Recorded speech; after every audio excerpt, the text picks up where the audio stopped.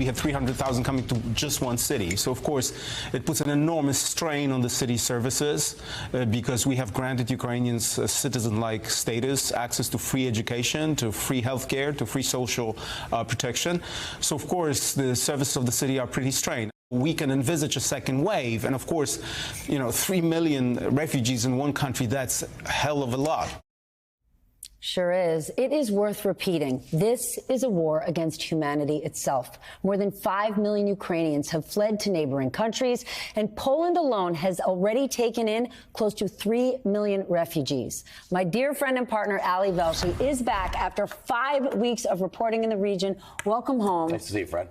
You were on my mind last week when I was in Poland. I was naive. I was at a border crossing, and I had this notion that when people would cross the border, they would somehow have a look of relief or happiness. But that wasn't the case, because when you cross the border, your journey's just begun. No. Most people don't have the currency, don't speak the language. Can you speak to what the refugee journey looks like? Yeah, I remember the first night I was on TV with you when I got to Budapest, and it was the same thing. You gave the woman directions at the train station. But that was exactly the point, right? She had landed somewhere. She knew she wasn't in Ukraine anymore. She wasn't even sure where she was, and clearly I also wasn't. That's the problem. The level of confusion, the languages are not the same. Certainly in Hungary it was impossible. In Poland there's some overlap because they're Slavic languages. The money. You come to Poland with Ukrainian money or go to Hungary, nobody's going to change your money for you, not without giving you a discount. And all of these people who you saw, mostly women and children, had left a father, a brother, a father, or a son behind. So there's no relief. There's some sense that I might not die now that I'm in Poland or I'm in Hungary or I'm in Moldova. But there's no actual relief. This is not, oh, great, my life is starting all over again. The Poles are trying to help them, particularly these cities like Warsaw, where more than 300,000 people have gone, with education, with social services. It'll keep them alive, which is great. It's hard to thrive in that. But for how long are these neighboring countries going to be willing to do it? You just heard it, right? Yeah. Poland offering free health care, free education. That's great. Yeah. But they could also face serious backlash over time from their own people. Look at the election in France. Yes, Macron won, but there are a whole lot of people supporting Marine Le Pen who are anti-immigrant. Everything, all the right-wing movements are in Europe are about anti-immigrant stuff stemming back to 2015. Denmark, which is actually really likes immigrants and has a long social safety net, they started getting a negative reaction to refugees after 2015. Hungary basically tells them you can come in here, move off as soon as you can. And Poland has done a much better job of this. But in the end, by the way, Poland's got a little bit of a labor shortage. So they can benefit from some of it, because Poland's been a place where mostly people have left over the years to Ireland, the UK, and Germany.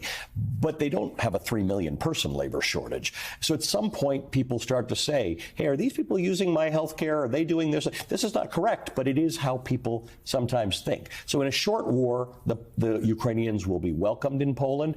In a long war, this may turn out to be one of those things. They're going to start to face difficulties, and they still won't have their menfolk who are back in Ukraine, so they can't move on to something else. To that point, right? So when we hear the Biden administration announcing we will be opening up to take more refugees, do Ukrainians really want to come here? There weren't full families crossing the border, right? It's women and children leaving their husbands, leaving their adult sons behind. Do they really want to be on the other side of the world? So I think generally speaking, people want to come to the United States. But yeah, if you know that there's somebody who might be 500 miles away from you, you may not be in great contact with them, but there's a chance that you will see them next week or one day, or they'll get out of the country, or Zelensky will allow fighting age males to leave. But while you have family there, I think it becomes very hard to envision your new life in America or Canada or something like that. Poland, Hungary, Moldova, the Balkan states, they all make more sense in the short term.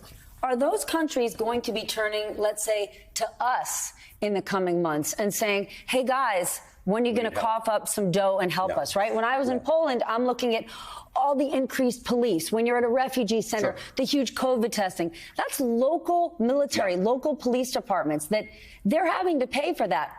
in the long term. UNHCR, the International Rescue Committee, they all said it's going to be 4 or 5 million refugees. We hit that in no time at all. Now, generally speaking, refugees want to stay as close to their origin country as possible, which is why after Syria, most of them went to Turkey or Jordan. Well, until about a week ago, Turkey was by far the biggest refugee recipient country in the world. Poland is now number 2.